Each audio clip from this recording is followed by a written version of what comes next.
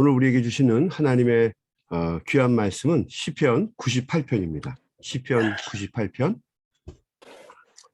우리 한 절씩 돌아가면서 교독하도록 하겠습니다. 새 노래로 여호와께 찬송하라. 그는 기이한 일을 행하사 그의 오른손과 거룩한 팔로 자기를 위하여 구원을 베푸셨음이로다. 여호와께서 그의 구원을 알게 하시며 그의 공의를 온 나라의 목전에서 명백히 나타나시도다. 그가 이스라엘의 집에 베푸신 인자와 성실을 기억하셨으므로 땅끝까지 이르는 모든 것이 우리 하나님의 구원을 보았도다. 온 땅이여 여호와께 그의 소리칠지어다. 소리내어 즐겁게 노래하며 찬송할지어다. 수금으로 여호와를 노래하라. 수금과 음성으로 노래할지어다. 나팔과 호박 소리로 왕이신 여호와 즐겁게 소리칠지어다. 바다와 거기 충만한 것과 세계와 그 중에 거주하는 자는 다 외칠지어다. 여호와 앞에서 큰 물은 부활지어다. 산악이 함께 즐겁게 노래할지어다. 다 같이 읽습니다. 그가 땅을 심판하러 임하실 것이미로다.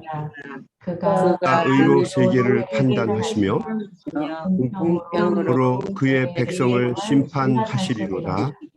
아멘. 아멘.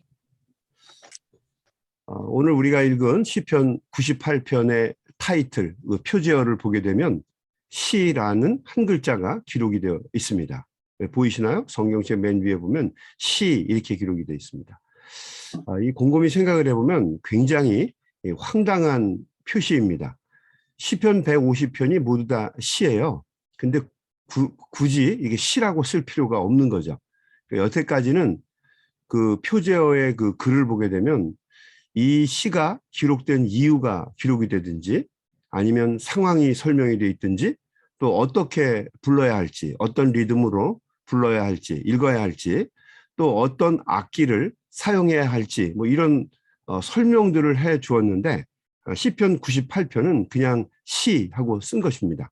예전에 제가 한국에 갔다가 목욕탕에 간 적이 있었는데 탕 안에 들어 계신 어떤 분이 벽을 기대고 이렇게 앉아 있는데 가슴에 크게 문신을 했더라고요. 앞 그러고 썼어요. 한 글자 앞. 이거 앞인 줄 모르는 사람이 누가 있겠습니까? 등어리가 뒤고 이 가슴 쪽은 앞인데 큰 문신으로 그냥 굵게 전체를 그냥 100까지 내려올 만큼 앞 그렇게 쓴 거예요.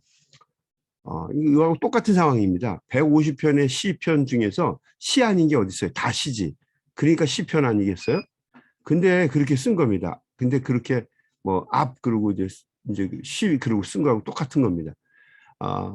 그 탕에 있던 분은 등 쪽이 궁금하더라고요. 등 쪽이 뭐라고 썼을까? 여러분 뭐라고 썼을까요? 뭐라고 또 썼겠죠. D라고 썼을 것 같은데 그분이 탕 속에 오래 있는 바람에 확인을 하지는 못했습니다. 근데 여러분 한번 왜 표제어에 시라고 이렇게 단어를 썼을까? 이 시라고 하는 말은요, 히브리 말로 이 자마르라고 하는 뜻입니다. 자마르. 이 자마르 동사에서 온 단어입니다. 그 뜻이 뭐냐면 찬양하다, 연주하다 이런 뜻입니다. 또 다른 뜻이 뭐냐면 손가락으로 튕기다 이런 뜻도 있습니다. 그러니까 자마르라고 하는 이 말은 찬양하고 연주하는데 손가락으로 튕기면서 연주한다는 뜻이죠. 그러니까 이 시편 98편은 분명히 수금이나 비파와 같은 그런 현악기로 연주하면서 찬양하면서 불러라, 찬양해라 이런 뜻이죠. 현악기로 연주하면서 찬양해라, 노래해라 뭐 이런 뜻이었을 겁니다. 여러분 그 시편 95편부터 100편까지를 세상을 다스리시는 하나님을 찬양하는 신정시라고 부릅니다. 신정시. 하나님의 정치를 찬양하는 시. 하나님의 통치를 찬양하는데 목적을 가지고 초점을 맞추어서 만들어진 시가 바로 그 신정시인데 이 시편 이 98편이 그 중에 하나입니다. 신정시라고 하는 거죠. 현악기에 맞춰서 현악기에 튕기면서 찬양을 해라라고 부르는 게 바로 이 98편이라고 하는 거죠. 전도서 3장에 보게 되면 그 1절부터 때에 관한 언급이 기록되어 있죠. 우리에게 너무도 유명한 말씀입니다. 범사에 기한이 있고 천하가 다 때가 있나니 날 때가 있고 죽을 때가 있으며 심을 때가 있고 심은 것을 뽑을 때가 있으며 죽일 때가 있고 치료할 때가 있으며 헐 때가 있고 세울 때가 있으며 울 때가 있고 웃을 때가 있으며 슬퍼할 때가 있고 춤출 때가 있으며 만사에 때가 있다는 거죠. 우리가 살아가면서 인생 동안 내내 때가 있는데 그 때가 굉장히 중요하다는 거예요. 타이밍이 굉장히 중요하다는 거잖아요. Life is timing. 인생은 타이밍이다 그러는데 다 때가 있다는 거예요. 자, 그러면 우리가 이렇게 질문을 할 수 있을 겁니다. 여러분은 지금이 어떤 때라고 생각하는가? 무엇을 할 때라고 생각하십니까? 무슨 때겠어요? 아침에 새벽 예배 드릴 때겠죠. 무슨 때입니까? 이 시편 98편의 기자는 하나님께 찬양을 드릴 때라고 말을 하고 있습니다. 하나님께 영광을 돌릴 때, 하나님께 감사의 노래를 부를 때다라고 이야기를 하고 있습니다. 우리 잘 알려진 말 중에 칸탄테 도미노라고 하는 말이 있습니다. 칸탄테 도미노. 하나님께 찬송을 불러라. 하나님께 영광을 돌려라. 그래서 이 중세 때도 칸탄테 도미노라고 하는 말을 많이 사용했습니다. 내가 병이 들었는데요. 내가 이제는 늙어서 직업도 없고 먹고 사는 것도 간신히 해결하는 정도입니다. 내가 힘든 일이 있어서 사람들과 함께 할 수 있는 상황이 뭔가를 할 수 있는 상황이 아닙니다. 내가 지금 감당할 수 없는 큰 폭풍의 한복판에 있습니다. 어떠한 상황에 있든지 상관이 없다는 것입니다. 칸탄테 도미노, 하나님을 찬양하라라고 하는 이야기입니다. 왜냐하면 이사야서 43장 21절에 기록된 것처럼 하나님을 찬양하는 것이 우리 인생의 본연의 의무이고 책임이기 때문에 그렇습니다. 이 백성은 내가 나를 위하여 지었나니 하나님이 우리를 하나님을 위해서 지었다는 거죠. 나의 찬송을 부르게 하려 함이니라. 그러니까 하나님을 찬양하기 위해서 노래뿐만 아니라 말로, 행동으로, 삶으로 여러 가지 모양으로 하나님을 찬양하기 위해서 그것이 우리 본연의 임무라는 거죠. 이것을 위해서 우리가 지음을 받았다는 이야기입니다. 우리 1절 말씀부터 한번 볼까요? 새 노래로 하나님을 찬양하라, 찬송하라. 새 노래. 우리 지난번에도 말씀을 드렸던 것처럼 우리가 그 새 노래를 부르게 되면 굉장히 뭐라 그럴까요? 좀 신기해하고 또 배우는데 굉장히 가슴 설레고 흥미진진하게 이 새 노래를 부르죠. 긴장도 하고. 그러나 늘 알던 것을 부르게 되면 어떤 때는 별로 감동이 없이 부를 때가 많이 있습니다. 습관에 젖어서 타성에 젖어서 부를 때가 있죠. 이 새 노래라고 하는 것은 어떤 그 곡을 이야기한다기보다는 우리 마음을 이야기합니다. 그러니까 새 노래를 부를 때 우리가 좀 새로운 것처럼 우리 마음을 늘 새로운 마음으로 이 노래를 부르라는 겁니다. 예전에 불렀던 거라 할지라도 또 우리가 알고 있는 거라 할지라도 늘 새 마음으로 그 가사를 음미하면서 하나님께 영광을 돌리는 마음으로 찬양을 불러라라고 하는 이야기입니다. 늘 새로운 마음으로 부르라는 거죠. 그러면 왜 하나님을 그렇게 새로운 마음으로 늘 이렇게 새 찬송을 부르는 것처럼 불러야 하는가? 1절 말씀 다시 한번 보겠습니다. 새 노래로 여호와께 찬송하라. 그는 기이한 일을 행하사 그의 오른손과 거룩한 팔로 자기를 위하여 구원을 베푸셨음이로다. 여호와께서 그의 구원을 알게 하시며 그의 공의를 문 나라의 목전에서 명백히 나타내셨도다. 한마디로 하나님이 우리를 구원해 주셨기 때문이라는 것입니다. 하나님이 우리를 구원해 주셨기 때문에 우리가 하나님께 찬양을 드리는 것이 당연하다. 새로운 마음으로 새 노래를 부르듯이 하나님을 늘 새롭게 찬양해라라고 하는 것입니다.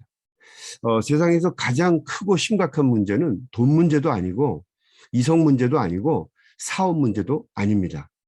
가장 심각한 문제는 죄의 문제입니다.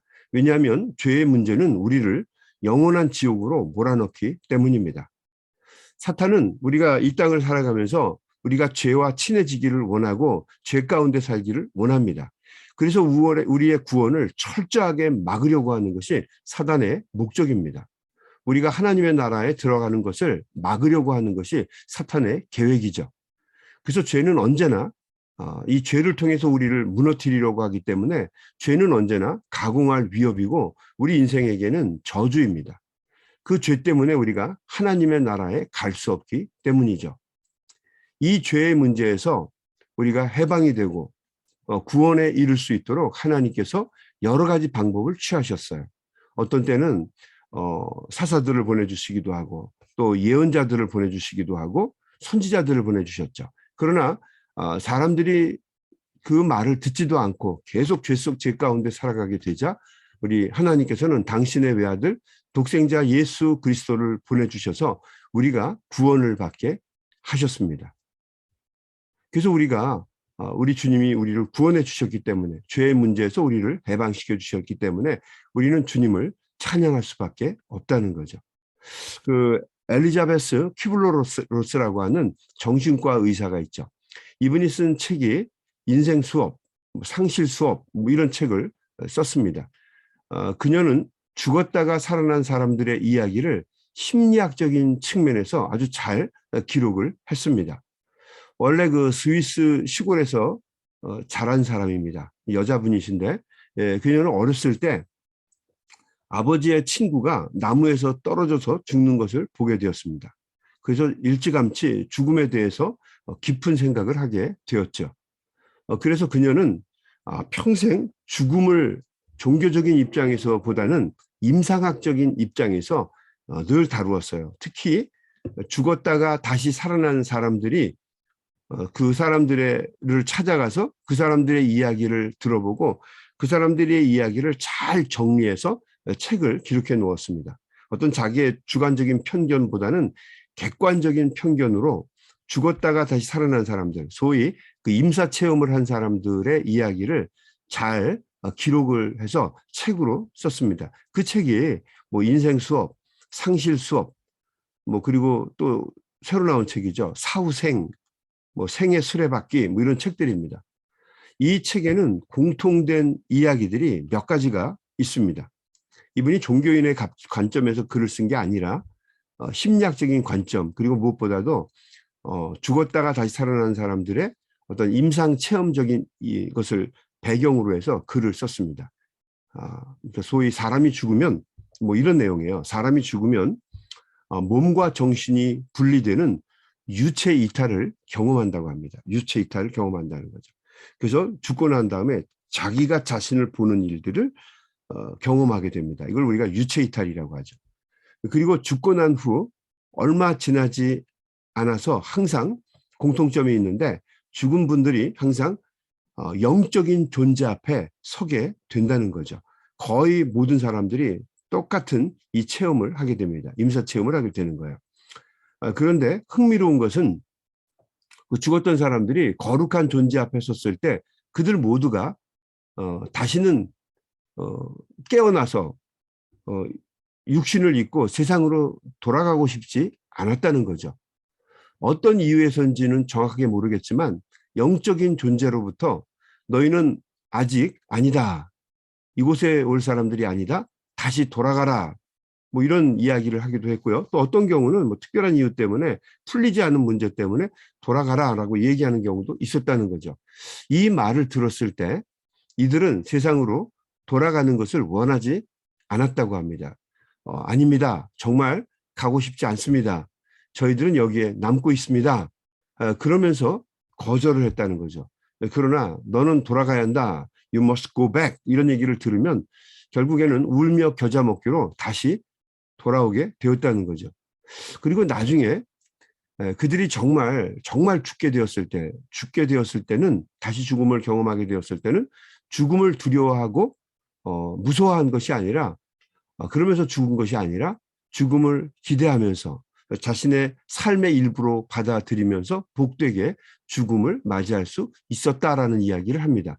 그래서 이 책은요, 그 어떤 죽음도 인생의 일부로 받아들일 수 있도록 그렇게 이야기를 합니다. 물론 조금 더 나가게 되면 문제가 될 만한 내용도 있지만 대부분 이 죽음에 대해서, 특별히 그 사후의 세계, 천국에 대해서 기대를 할 수 있게끔, 천국에 대한 기대를 새롭게 하게 해주는 기회를 제공해주는 책입니다. 그 하나님의 나라에 갈 수 있도록 길을 열어주신 분이 누구인가? 그분이 바로 주님이시라는 거죠. 여러분, 우리가 지금은 잘 모르죠. 뭐 죽음은 경험할 수 있는 것이 아니니까 뭐 간접적으로 경험을 하거나 뭐 임사자들의 이야기를 뭐 들어보기도 합니다만은 죽음이라고 하는 것도 결국에는 우리가 이렇게 두려워하고 절망적으로 생각하는 것이 아니라 어쩌면은 훨씬 다음의 세계는 우리가 지금 살아가고 있는 세계보다 훨씬 더 감동적이고 천배나 만배나 행복한 세상일 수 있다라고 하는 것이죠. 예전에 우리가 한국에 있을 때 그 미국을 동경하면서 살기도 했지 않습니까?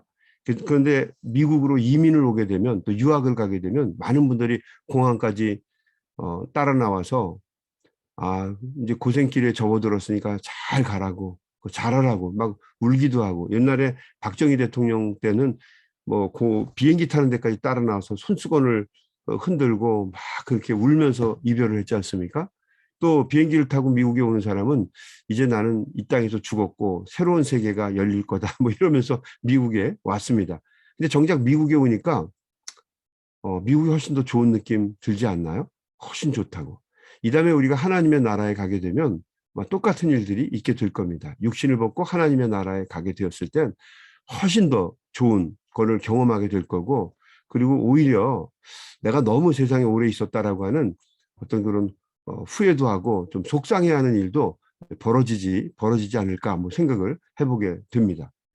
하나님의 나라는 굉장히 소망을 우리에게 주는 대상이고요. 죽음이라고 하는 절망을 이길 수 있는 그런 믿음을 주는 그런 대상입니다. 그 하나님의 나라에 갈 수 있도록, 그 나라를 소유할 수 있도록 우리에게 소망과 꿈을 주신 분이 바로 하나님이시라는 거죠. 그래서 우리는 우리에게 구원의 길을 활짝 열어주신 하나님께 감사와 영광을 돌려야 합니다. 우리에게 구원의 기쁨과 감격을 주셨기 때문입니다. 우리는 우리의 인생을 찬양과 감사로 채워야 합니다. 그것이 바로 하나님의 뜻입니다. 영원히 죽었던 우리에게 구원의 문을 활짝 열어주셨기 때문에 우리는 하나님을 찬양할 수밖에 없는 것입니다. 우리 3절 말씀 한번 같이 보겠습니다. 그가 이스라엘의 집에 베푸신 인자와 성실을 기억하셨으므로 땅끝까지 이르는 모든 것이 우리 하나님의 구원을 보았도다. 4절 온 땅이여 여호와께 즐거이 소리칠지어다. 소리내어 즐겁게 노래하며 찬송할지어다. 하나님을 찬양하는 소리로 온 세상이 가득 차게 하라는 거죠. 최선을 다해 구원의 노래를 부르라는 이야기입니다. 어떻게요? 5절 보시겠습니다. 수금으로 여호와를 노래하라. 수금과 음성으로 목소리로 노래할지어다. 6절 나팔과 호각 소리로 왕이신 여호와 앞에 즐겁게 소리칠지어다. 바다와 거기 충만한 것과 세계와 그 중에 거주하는 자는 다 외칠지어다. 여호와 앞에서 큰 물은 박수할지어다. 산악이 함께 즐겁고 노래할지어다. 그가 땅을 심판하러 임하실 것이미로다. 그가 의로 세계를 판단하시며 공평으로 그의 백성을 심판하시리로다. 우리가 예배할 때, 또 기도할 때 여러 가지 모양으로 우리의 영광의 찬양을 하나님께 드려야 합니다. 그것이 바로 우리 믿는 사람들, 특별히 구원함을 얻은 하나님의 자녀들의 임무이기도 하고 책무이기도 합니다. 여러분, 사도 바울과 실라를 한번 생각해 보십시오. 주님의 말씀을 증거하다가 감옥에 갇혔을 때도 그리고 거기서 매를 맞고 기절했다가 깨어났을 때도 그들이 제일 먼저 한 것은 하나님을 찬양하는 것이었습니다. 그래서 그 감옥 속에서도 놀라운 변화의 역사가 일어나죠. 예수님과 제자들, 십자가를 짊어지기 위해서 겟세마네 동산으로 내려갈 때도 성경에 보게 되면 찬미하며 가니라, 그죠? 찬양하면서 내려갔다라고 기록이 되어 있습니다. 고난의 순간에도, 죽음의 순간에도 찬양을 멈추지 않았다는 거죠. 여러분 예전에 우리 교회 성도님 중에 한 분이 강남에 있는 성모병원에 입원한 적이 있었습니다. 그래서 제가 그 한국으로 가서 그분을 신방한 적이 있었어요. 정확하게 말하면 여러 가지 일이 있었는데 제일 먼저 그곳에 둘러서 신방을 했죠. 가보니까 그 성모병원에 아주 뭐 중환자들만 있더라고요. 뭐 굉장히 큰 병원이었고요. 병실마다 거의 비슷한 증상으로 이미 수술을 받았거나 아니면 수술을 받으려고 대기하고 있는 분들이 다 입원해 있었어요. 다 중환자들이었습니다. 그들 중에 어떤 분들은 성대와 후두를 제거해서 더 이상 말을 할 수 없는 분들이 많이 있었습니다. 전부 목에 그 플라스틱에 그 인투베이션을 이렇게 꽂고 있었는데 너무 고통스러워하는 모습이 참 안쓰러웠던 기억이 납니다. 어떤 분은 나중에 다시 말을 할 수 있게 된 분도 있지만 또 어떤 분들은 전혀 그럴 수 없는 분들이 상당히 많았습니다. 복도에 어떤 분이 가족과 이야기를 하고 있는 것을 들었는데 이렇게 뭐 그 면도기 같은 거 있죠? 면도기 같은 거를 이렇게 목에다 이렇게 대고 이야기하는 걸 들었어요. 무섭더라고요. 로봇가 이야기하는 것처럼 따라라라라라 뭐 그래서 얘기를 이렇게 하는데 너무 짠했어요. 마음이 아팠습니다. 그냥 말 그대로 의사가 자기의 의사를 그냥 전달할 수 있게끔만 된 거죠. 근데 보니까 그렇게라도 할 수 있는 게 다행입니다. 어떤 사람은 너무 많은 부분을 제거하고 치료가 아직 안 돼서 아무것도 말할 수 없는 것을 보게 되었어요. 제가 그때 우리 성도님을 신방 갔다가 그날 깨달은 것 중에 하나는 소리를 내서 간구하고 부르짖고 찬양하고 노래할 수 있는 것이 아무 때나 할 수 있는 것이 아니다라고 하는 것을 알게 됐어요. 우리가 찬양하고 싶어도 또 우리가 말하고 싶어도 하나님께 기도하고 싶어도 그거 못하는 날이 언제고 금방 온다는 거죠. 그래서 우리가 할 수 있을 때 마음껏 하나님을 찬양하고 또 말씀도 소리내서 읽고 또 우리가 합심해서 큰 소리로 기도하는 것은 너무도 중요하다라고 하는 것을 깨달아 알게 되었습니다. 여러분 오늘도 이 아침에 우리가 아름다운 소리로 찬양도 하고 제일 먼저 우리가 찬양으로 시작하는 거잖아요. 또 뜨겁게 함께 기도하면서 주님과 같이 교통하는 것은 참 귀하고 값진 시간입니다. 여러분 오늘도 우리 합심해서 하나님 앞에 간절한 마음으로 기도할 때에 무릇 기도하고 간구하는 우리 사랑하는 종들마다 한 소리라도 예외 없이 주님의 앞에 다 상달이 되고 또 함께 교통하는 귀한 은혜가 있게 되기를 주님의 이름으로 간절히 축원합니다. 우리 한번 같이 기도하겠습니다. 하나님 아버지 감사합니다. 오늘도 시편 98편의 말씀을 통해서 우리가 하나님을 찬양해야 하는 이유를 우리가 말씀을 통해 함께 묵상했습니다. 하나님은 우리를 구원하시고 우리의 삶을 인도해 주시는 우리의 구주이십니다. 우리가 겸손한 마음으로 주님을 찬양할 수밖에 없습니다. 우리가 주님을 찬양하며 또 함께 기도할 때에 주님이 주시는 놀라운 은혜도 경험하게 하시고 호흡이 있을 때 우리가 찬양할 수 있을 때 우리의 구주이신 주님을 마음껏 찬양하게 하시고 또 한 마음으로 기도할 때도 최선을 다해 주님 앞에 기도할 수 있는 믿음의 종들이 되도록 인도하여 주시옵소서. 예수님의 이름으로 간절히 기도하옵나이다. 아멘, 아멘. 우리 다 같이 소리내서 합심해서 통성으로 기도하면서 세상으로 나아가시겠습니다. 우리 소리내서 기도합니다.